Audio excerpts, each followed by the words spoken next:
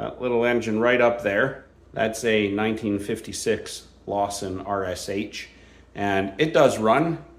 It runs really well. I just haven't run it in probably a year.